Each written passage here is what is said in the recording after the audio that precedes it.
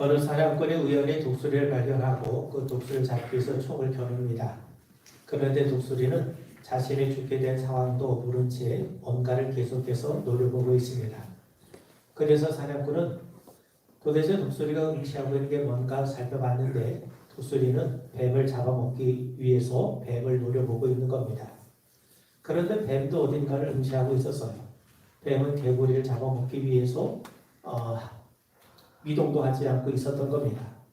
그런데 개구리도 뭔가를 지켜보고 있었는데 개구리는 무당벌레를 잡아먹기 위해 그 무당벌레를 노려보고 있었던 겁니다. 그리고 무당벌레도 진드기의 정신에 팔려서 개구리를 전혀 의식하지 않고 그저 진드기에만 정신이 팔려 있었다는 겁니다. 사냥꾼이 이처럼 동물들의 먹이사슬을 보다가 슬그머니 총을 내려놓고 주변을 살펴봅니다. 혹시 나를 잡으려고 나를 노려보고 있는 것이 무엇이 있는가? 그런데 그를 뚫어지게 쳐다보고 있는 것이 하나 있음을 발견하게 됩니다. 그것이 다름 아닌 죽음이라고 하는 사실이죠. 여러분, 세월처럼 빠른 것이 어디 있겠습니까?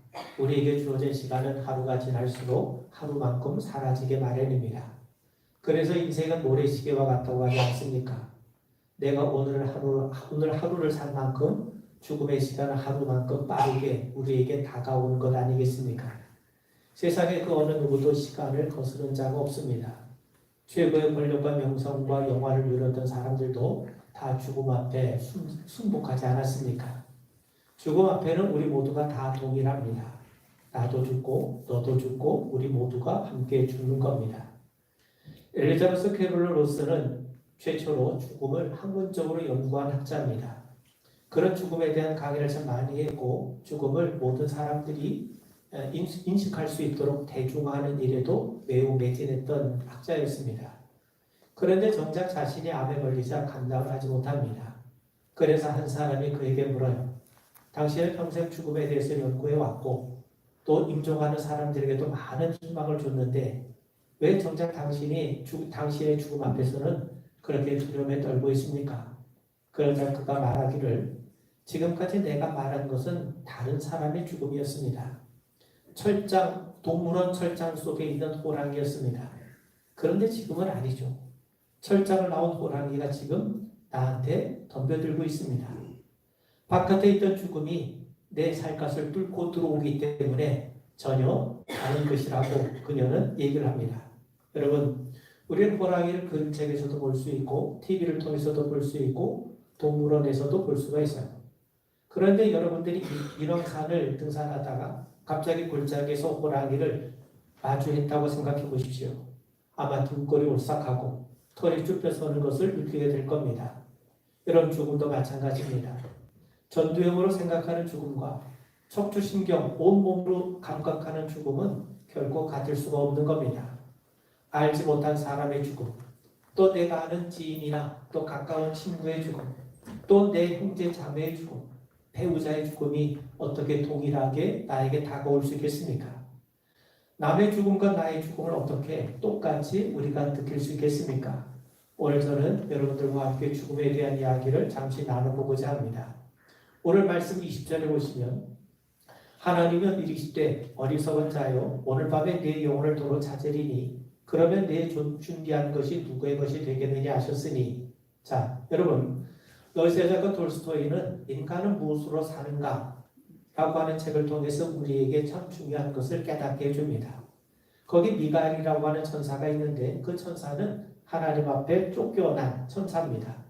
그래서 그는 이 지상에 살면서 지상으로 쫓겨 내려와서 하나님께서 허락하신 세 가지 질문에 대해서 대답을 해야 했습니다. 하나님이 그에게 맡기신 첫 번째 질문은 뭐냐면 인간 안에는 무엇이 있는가 하는 겁니다. 그런데 미가엘은 자신을 돌봐준 시몬을 통해서 우리 인간 안에 있는 것이 바로 사랑이라고 하는 것을 알게 됩니다. 근데 두 번째 질문이 뭐냐면 사람에게 주어지지 않은 것이 뭔가 하는 거죠. 미가엘은 시몬에게 구두 수선에 대해서 배웁니다. 그러던 어느 날 어떤 귀족이 구두를 수선하기 위해서 찾아왔어요. 근데 그 귀족은 요구하기를 1년을 신어도 헤어지지 않는 구두를 만들어 달라는 겁니다. 그런데 이 미가엘이 가만히 보니까 그 귀족 옆에 죽음의 천사가 있는 것이 보입니다. 그래서 그는 구두 대신에 슬리퍼를 만듭니다. 얼마 지나지 않아서 귀족의 하인이 찾아와서 우리 주인이 죽었다면서 고인의 수의로 신겨줄 슬리퍼를 만들어 달라고 부탁을 하더랍니다. 거기서 미가엘은 하나님이 허락하신 두 번째 질문은 사람에게 주어지지 않은 것이 무엇이냐, 그거에 대해서 깨닫게 되었는데 사람은 자신의 앞날에 대해서 알 수 없다는 거죠. 자신이 언제 죽을지 알 수 없다는 겁니다. 그리고 세 번째 질문이 사람은 무엇으로 사는가, 거기에 대한 대답은 사람은 사랑으로 산다는 거죠. 여러분, 톨스토이는 하나님께서 주신 두 번째 질문을 통해서 우리 인간은 자신의 미래, 자신이 언제 죽을지를 알 수 없는 존재라고 우리에게 가르쳐 줍니다. 사실 우리는 언제 죽을 줄 모릅니다. 그렇지만 자신의 죽음의 때를 준비하며 살아갈 수 있습니다. 여러분, 우리가 언젠가 죽게 되어 있다면, 그리고 아무도 이 죽음이라고 현실을 피해갈 수 없다면 우리는 죽음의 현실을 이해하고 인정하고 또 잘 죽을 수 있도록 그것을 대비하며 살아갈 수 있는 겁니다. 셸리 케이건 교수는 죽음의 네 가지 특징을 우리에게 말해주고 있죠. 죽음은 필연적이라는 겁니다.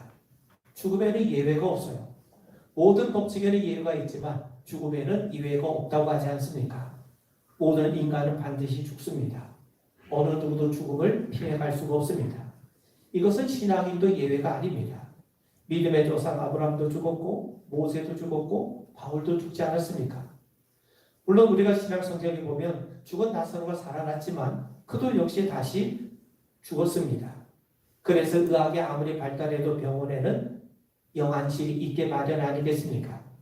그리고 두 번째는 죽음의 가변성인데 죽는 나이는 정해져 있지 않다는 거죠. 우리가 흔히 말하기를 올 때는 순서가 있지만 갈 때는 순서가 없다고 하지 않습니까? 나이 든 사람만 죽는 게 아닙니다.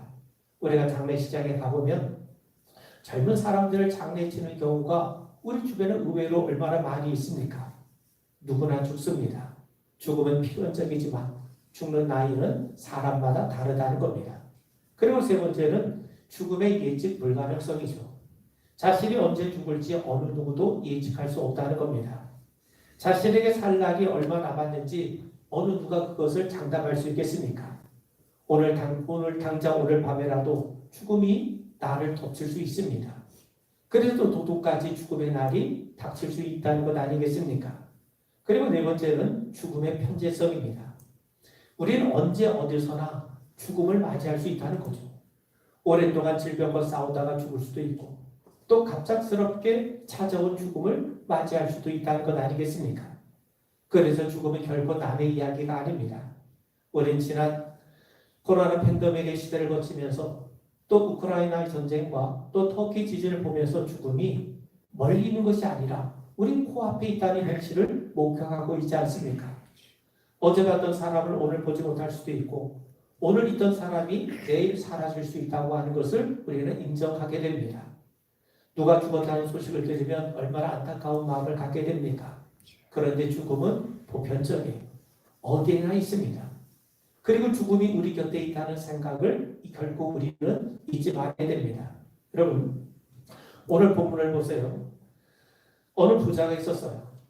그 해 밭에 소출이 굉장히 풍성했습니다. 곡식을 쌓아둘 곳간이 턱없이 부족할 정도로 그런 엄청난 수확을 얻게 됩니다. 한마디로 말하면 엄청난 성공을 거둔 것이고 인생의 대박이라는 거죠. 그래서 부자는 속으로 궁리합니다. 17절부터 19절 말씀을 보면 내가 곡식 쌓아둘 곳이 없으니 어찌할까? 이렇게 생각하는 게 좋겠군. 내가 곡간을 헐고 더 크게 짓고 내 모든 곡식과 물건을 거기 쌓아둬야 되겠다. 그리고 여러 해 동안 쓸 물건을 쌓아두었으니 이제부터는 평안히 쉬고 먹고 마시고 즐거워하자. 그런 속내를 드러내지는 않았지만 하나님과 그 비유를 듣고 있던 청중들은 그의 속내를 알고 있습니다. 그는 지금까지 있는 곡간으로 부족하니 기존의 건물을 헐고 더 크게 짓자는 거예요. 증축이 아닙니다. 새로 신축하겠다는 겁니다. 물론 그의 생각에 잘못된 것은 아니죠. 지금 곡간으로 모자르면 더 큰 곡간을 짓는 것은 당연한 것 아니겠습니까? 그런데 그의 생각에 어리석음을 보여주는 단면이 있어요. 19절을 보면 여러 해 동안 쓸 물건을 쌓아뒀으니 이제부터는 평안히 쉬고 먹고 마시고 즐거워하자는 거예요. 곡식을 많이 저장해 놨으니까 이제부터는 자기는 먹고 마시고 즐겁게 인생을 살겠다는 겁니다. 자신의 핑크빛 미래 행복이 보장될 것처럼 말하는데 그 근거가 뭐냐면 여러 해 동안 쓸 물건을 쌓아두었기 때문이라는 거죠. 자기가 가진 것이 많기 때문에 자기 인생도 이제 행복하고 장밋빛으로 물들 거라고 그는 생각하고 있었던 거예요. 그런데 하나님이 전혀 다른 말씀을 하십니다. 20절에 보시면 하나님은 이르시되 어리석은 자여 오늘 밤에 네 영혼을 도로 찾으리니 그러면 네 준비한 것이 누구의 것이 되겠느냐.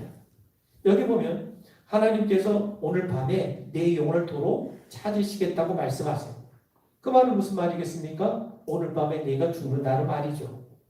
하나님의 영혼을 도로 찾으신다는 말은 우리의 영혼과 우리의 생명의 주인이 하나님이시라는 것 아니겠습니까? 인생은 하나님이 우리에게 영혼을 또 시간을 생명을 맡겨주시고 또 죽음은 때가 되어서 하나님께서 그것을 도로 가져가시는 겁니다. 그때 곧 죽음의 때를 결정하는 분은 우리가 아니라 하나님이란 사실이죠. 여러분, 지혜로운 사람은 어떤 사람입니까? 지혜로운 사람은 분별할 줄 아는 사람입니다. 자신의 인생의 한계를 겸손하게 인정하면서 자신의 남은 인생을, 자신의 남은 시간을 계산할 줄 아는 자가 지혜로운 자입니다. 세월이 무수히 무한히 지속되는 게 아니지 않습니까? 우리가 언젠가 하나님 앞에 서야 할 때가 있음을 알고 그 때를 준비할 줄 아는 자가 정말 지혜로운 자입니다. 여러분, 우리가 죽음을 진지하게 생각하면 지금 우리가 살아가고 있다는 것이 얼마나 경이롭고 얼마나 엄청난 축복인지를 우리는 알게 될 겁니다. 어떤 사람이 가을에 지는 그 단풍을 바라보며 평소 그 단풍이 그 빛깔의 아름답다고 느꼈어요. 그런데 임종을 앞두고 오늘이 마지막으로 여긴 순간에 그 단풍을 보니까 그 단풍은 그저 예쁜 단풍이 아니라 정말 가슴이 저리도록 예쁘게 보이더랍니다. 죽음을 진지하게 여기면 여길수록 오늘을 소중히 여기며 살게 된다는 거죠. 자, 여러분, 윌리엄 메이라고 하는 분이 사람의 가치관, 사람의 인생관을 변화시킬 수 있는 방법을 오랫동안 연구해 왔어요. 그런데 그 무엇으로도 사람이 바뀌지 않는다는 겁니다. 그런데 그가 내린 결론이 뭐냐면 사람이 죽음을 진지하게 의식할 때 사람이 바뀔 수 있다고 하는 것을 그는 발견하게 됩니다. 그래서 그는 이렇게 결론을 내리게 되죠.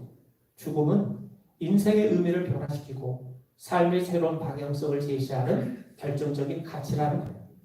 그래서 우리는 죽음을 생각하고 죽음을 준비해야 된다는 겁니다. 우리가 아는 것처럼 이 알프레드 노벨은 어느 날 아침에 커피를 마시면서 신문을 봤어요. 근데 신문을 보면서 보게 됐는데 자기가 죽었다는 기사가 그만 신문 기사로 난 거죠. 사실 노벨의 형이 죽었는데 그만 기자가 잘못 알고 노벨이 죽은 것으로 기사를 낸 겁니다. 노벨은 그 기사에 실린 여러 평가를 보고 깨닫게 되죠. 아, 내가 사람들에게 비춰준 모습이 바로 이러했구나. 앞으로 이렇게 살아서 안 되겠구나. 내가 좀 더 의미 있고 좀 더 가치 있는 인생을 살아야 되겠구나. 그래서 다이너마이트로 번 많은 돈을 이제 유익하게 쓰기로 결심합니다. 그렇게 해서 만들어진 것이 노벨상 아닙니까? 죽음을 의식하게 되면서 비로소 그의 인생이 달라졌던 것 아닙니까? 종교개혁자 말틴 루터도 어느 날 번개가 치는 모습을 보면서 죽음에 대한 두려움이 생기면서 그는 자신의 삶을 성찰하고 하나님 앞에 더 바르게 살기 위해서 신부의 길을 걷기로 결심한 것 아니겠습니까? 여러분, 예수님은 달란트 비유를 통해서 우리가 하나님 앞에서 서게 될 때 결산하게 됨을 말씀합니다. 주인이 종들에게 5달란트, 2달란트, 1달란트를 맡기고 떠나요. 그리고 때가 되어 종들을 불러서 결산을 합니다. 주인은 종들에게 달란트를 맡기기만 하지 않았습니다. 주인은 다시 와서 종들이 달란트를 어떻게 사용했는지를 결산하게 되죠. 여러분, 하나님이 우리에게 영혼을 맡겨주시고 도로 찾으신 이유가 바로 여기에 있는 겁니다. 우리가 이 땅에서 살아가는 동안 우리가 해야 될 사명과 역할이 있다는 거죠. 여러분, 주인이 와서 결산할 때가 있음을 아는 종들은 한가하게 시간만 내며 충내지 않을 겁니다. 주인이 맡겨준 달란트를 위해서 최선을 다할 것 아니겠습니까?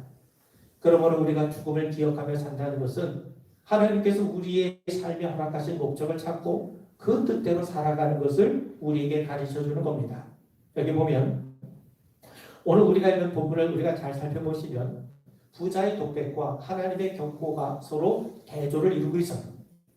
부자는 자신을 향해서 내 영혼이라고 지칭을 합니다. 그러면서 이제부터 먹고 마시고 즐기자고 합니다. 반면 하나님께서는 그를 어떻게 부르십니까? 어리석은 자라고 지칭하고 계세요. 부자는 세상적으로 부러워할 만큼 성공을 거둔 자입니다. 성공이 그냥 이루어집니까? 그만큼 성실하고 똑똑했을 겁니다. 그런데도 하나님께서는 그를 향해서 어리석은 자라고 말씀하고 계세요. 자, 또 우리가 본문에 보시면 부자는 자신이 여러 해 쓸 물건을 많이 쌓아두었다고 스스로 만족해하죠.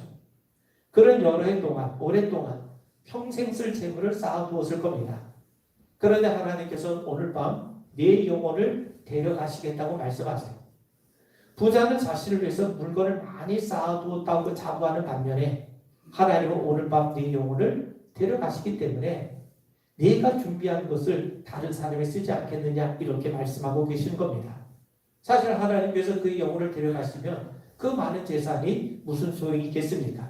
여러분, 예수님은 부자의 어리석음을 분명하게 우리에게 말씀해 줍니다. 그렇다면 어떤 자가 어리석은 자입니까? 오늘 본문을 통해서 우리가 세 가지를 간단하게 살펴볼 수 있을 텐데 그 부자는 하나님을 인정하지 않았어요. 풍성한 수확을 얻게 된 것에 대한 감사가 없었습니다. 물론 그도 열심히 최선을 다하고 성실했을 겁니다. 그런데 그가 곳간을 새롭게 지어야 할 만큼 풍성한 수확을 얻게 하신 분은 하나님이세요. 개인의 수고, 개인의 노력이 필요 없다가 아닙니다. 개인의 수고, 개인의 성실한 노력은 매우 중요하죠. 그런데 땅을 비옥하게 하시고 제때 비를 내리셔서 풍성한 열매를 맺도록 도우신 분은 누구십니까? 하나님이세요. 만약 하늘에서 비가 내리지 않으면 땅에 기름져 있지 않으면 아무리 수고해도 아무런 열매도 맺지 못할 것 아닙니까? 그런 의미에서 여러분, 하나님을 인정하지 않는 자가 어리석은 자입니다. 그리고 두 번째로 그 부자는 자신만 아는 이기적인 자였어요. 하나님에 대해서도 이웃에 대해서도 그는 철저하게 눈을 감고 있었던 거죠. 그는 오로지 자신에게만 관심이 넘쳐납니다. 그가 하는 말 모두 자신에 관한 거예요. 여기 보면 내 곳간, 내 모든 곡식, 내 모든 물건, 여기 나오는 동사의 주어도 납니다. 내가 이렇게 하리라, 내가 할 것이다, 내가 지을 것이다, 내가 쌓아둘 것이다, 내가 먹고 마시고 즐거워할 거다. 그의 관심은 온통 자신뿐이었는 거죠. 여러분, 세상에서 가장 예쁜 사람을 한 글자로 줄이면 뭔지 아십니까? 나예요. 두 글자로 줄이면 또 납니다. 세 글자로 줄이면 역시 나예요. 네 글자로 줄이면 그래도 납니다. 다섯 글자로 줄이면 다시 봐도 나예요. 여섯 자로 줄이면 아무리 봐도 납니다. 일곱 자로 줄이면요 다시 생각해도 납니다. 이처럼 사람들은 늘 자신을 중심으로 살아가요. 자신을 위해 모든 것을 준비하며 살아갑니다. 여러분, 이런 행태가 나쁘다는 것이 아니라 우리도 얼마든지 자신을 위해서 모든 것을 다하고 최선을 다해야죠. 그런데 이런 행태야말로 우리의 삶에서 하나님의 주권을 빼앗는 죄된 모습으로 빠질 수 있음을 우리는 항상 경계해야 됩니다. 그리고 세 번째로 그는 내세에 대한 관심이 없어요. 오로지 현재 땅 위에서만 누리게 될 쾌락에만 관심이 있을 뿐입니다. 장차 자신에게 찾아올 죽음이나 죽은 후에 어떤 일이 일어날지에 대해서는 추후에 관심이 없었다는 겁니다. 지금 여기서 먹고 마시고 즐기는 일에만 관심이 넘쳤던 거죠. 그런 하나님에 대해서는 관심이 없고 오직 땅의 일에만 관심이 넘쳐나요. 하나님은 그런 자를 뭐라고 말씀합니까? 자신에 대해서는 부유하나 하나님에 대해서는 부유하지 않은 자라고 우리에게 말씀하는 겁니다. 여러분 21절 보세요. 자기를 위해 재물을 쌓아두고 하나님께 대하여 부여하지 못한 자가 이와 같으니라. 여러분, 예수는 우리에게 무엇을 먹을까, 무엇을 마실까 염려하지 말라고 말씀합니다. 하나님 아버지께서 우리에게 있어야 할 것을 아신다고 분명히 말씀하죠. 그러시면서 우리에게 당부하시는 것은 너희는 먼저 무엇보다도 하나님의 나라와 의를 구하라. 그러면 너희들에게 필요한 것들을 하나님께서 덤으로 주신다고 우리에게 분명하게 약속하십니다. 하나님 나라를 구하며 사는 자가 하나님께 부유한 자입니다. 그렇다면 하나님 나라를 구하는 삶이라는 게 무엇입니까? 하나님의 다스림을 받는 삶을 의미하죠. 하나님이 내 삶의 중심이 되게 하라는 겁니다. 여러분, 성경에서 말하는 죄라고 하는 것은 어떤 행동이라기보다는 어떤 태도를 나타냅니다. 하나님은 우리의 삶의 중심에서 내보내고 우리가 스스로 그 자리를 차지하려고 하는 것, 이게 바로 성경이 말씀하고 있는 죄의 본질입니다. 여러분, 사람이 죄에 사로잡히게 되면 달리 말해서 하나님 대신에 자신이 주인이 되고 자기 스스로 삶의 중심을 꿰차게 되면 우린 하나님 대신에 다른 것들로 그분의 자리를 대체하게 됩니다. 여러분, 우리 인간은요, 뭔가를 중심으로 살아가는 존재입니다. 마치 태양을 중심으로 이 지구와 달과 여러 행성이 도는 것처럼 우리는 뭔가를 중심으로, 즉 우리의 삶의 궁극적인 가치를 부여하는 어떤 것을 중심으로 우리는 인생을 살게 됩니다. 그런데 우리는요, 우리의 중심을 이루는, 즉 하나님이 계셔야 될 그 자리에 하나님 계시는 걸 허락하지 않고 다른 것들로 그 자리를 대체하도록 내버려둬요. 그래서 우리는 하나님 대신에 돈을 섬기고 사람들의 인정을 귀하게 여기고 사회적인 성공, 권력을 그 자리에 갖다 놓게 됩니다.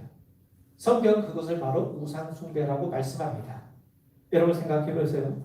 돈이나 성공이나 또 사람들의 인정 그 자체가 나쁜 게 아니에요. 대개 그런 것들은 좋은 거 아니겠습니까? 근데 문제는 뭡니까? 그것을 하나님으로 여기면, 그것을 중심으로 인생이 돌아가기 시작하면 그게 결국 우리를 우상숭배로 빠지게 만들고 나쁜 것이 되게 만드는 겁니다. 우리가 예배하는 자 아닙니까?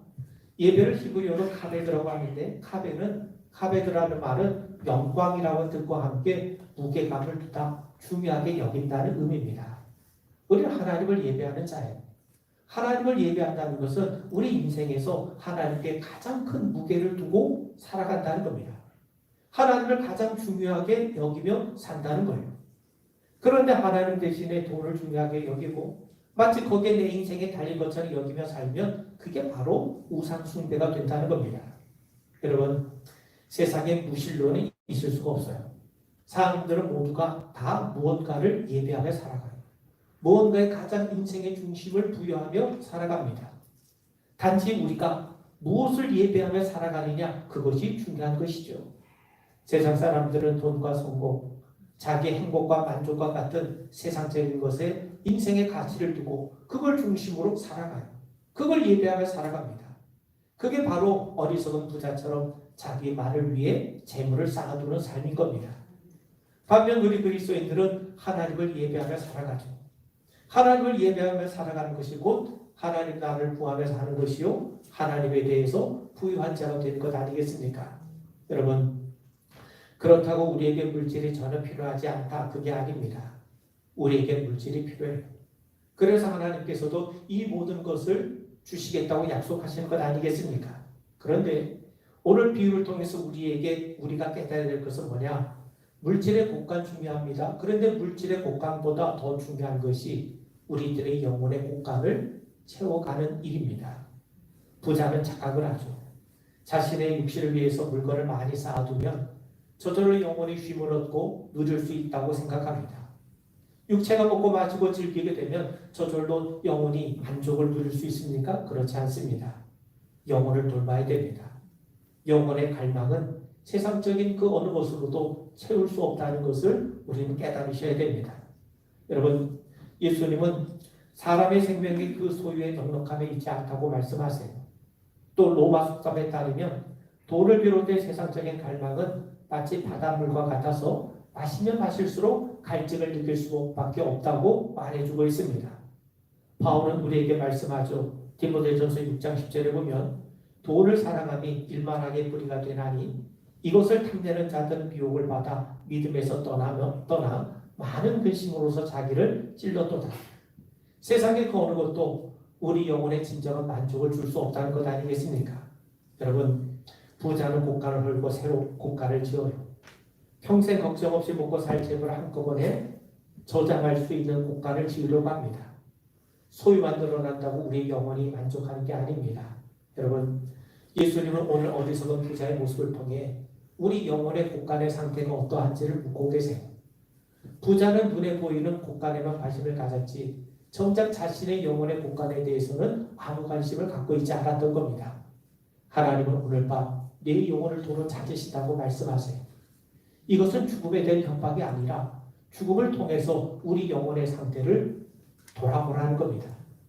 영혼에 쓸 물건을 쌓아두는 것보다 먹고 마시고 육신을 즐겁게 하는 것보다 중요한 것은 우리 영혼이 하나님 앞에 설 준비를 하는 것 아니겠습니까? 오늘 밤 죽어도 하나님 앞에 설 준비가 되어 있어야 됩니다. 쉽게 말씀을 드리면 천국 갈 준비가 되어 있어야 하는 거죠. 여러분, 예수님만이 하나님과 우리 사이의 중보자가 되시고 예수님만이 우리가 하나님께로 나아가는 길과 진료 생명이 되심을 우리 분명하게 믿게 되길 바랍니다. 말씀을 정리합니다. 우리는 죽음을 기억하고 준비해야 됩니다. 신 롱펠로우는 이렇게 노래합니다. 쓸데없는 고민에서 벗어나려면 술 한잔하고 춤추러 가는 대신에 조용히 무덤을 산책해 보라는 거죠. 죽음을 생각하면 무엇이 중요하고 무엇이 중요하지 않은지를 알게 된다는 겁니다. 죽음은 멀리 있는 게 아닙니다. 가까이 있어요. 그래서 선지자는 죽음이 코끝에 달려있다고 말씀하지 않습니까? 우리가 코로 숨을 들이마시고 내쉬지 못하면 그게 죽는 거예요. 죽음은 거창한 게 아닙니다. 그래서 젊은 여성으로 일찍 장의사가 돼서 책을 쓴 이 게이틀린 도티는 우리가 세상에서 아무리 잘 나와야 결국 시체밖에 더 되겠느냐라고 얘기를 합니다. 그래서 죽음을 감출수록 잘 죽는데 방해가 되기 때문에 죽음을 숨기지 말고 잘 죽을 수 있도록 죽음을 배우며 서로 도와주자고 권면을 합니다. 사랑하는 성도 여러분, 이제 우리에게도 언젠가 철장 안에 가둬진 호랑이가 달려들 때가 옵니다. 낯선 자의 죽음이 이제 가까운 이의 죽음으로, 이제 곧 나의 죽음으로 다가올 겁니다. 사실 그날과 그때는 우리가 알지 못합니다. 죽음이 오면 지금까지 내가 소유한 모든 것을 다 내려놓게 되고 또 내가 준비한 것이 자신이 아닌 다른 사람에게로 가게 되는 것을 보게 될 겁니다. 그런데 여러분, 우리 그리스도인의 죽음은요, 귀한 겁니다. 왜냐하면 하나님께서 참 그리스도인의 죽음을 귀하게 여기세요. 우리가 계시록에 보면 사도 요한이 하늘로부터 음성을 들었는데 요한계시록 14장 13절에 보면 하늘에서 음성이 나서 이르되 기록하라. 지금 이후로 주 안에서 죽는 자들은 복이 있도다 하시매 성령이 이르시되 그러하다. 그들이 수고를 그치고 쉬리니 이는 그들의 행한 일이 따름이라 하시더라. 주님 안에서 죽는 자가 복되다는 거예요. 이들이야말로 영적인 고가를 채우기 위해서 수고한 자들 아니겠습니까? 사랑하는 성도 여러분, 우리는 죽음을 기억해야 됩니다. 그래서 죽음을 준비해야 됩니다. 주님 안에서 잘 죽을 수 있도록 하나님 나라와 천국을 소망하는 죽음이 될 수 있도록 우리가 기도하며 잘 준비해 나가게 되기를 주 이름으로 축원을 드립니다. 우리 기도하겠습니다. 하나님 아버지, 우리에게도 죽음의 때가 찾아올 텐데 그 때를 우리가 준비하고 잘 대비해서 우리의 영혼의 곳간이 풍성해져 갈 수 있도록 날마다 우리의 삶을 돌보시옵소서. 하나님 아버지, 우리가 살아가는 데 필요한 것도 주님께서 채워주심을 믿습니다. 우리의 곳간이 주님이 주신 것으로 채워지게 하시고 뿐만 아니라 세상의 곳간만이 아니라 우리들의 영혼의 곳간을 위해서도 정말 준비하고 최선을 다해가는 우리 믿음의 성도들 되게 하옵소서. 예수님 이름 받들어 간절히 기도하옵나이다. 아멘.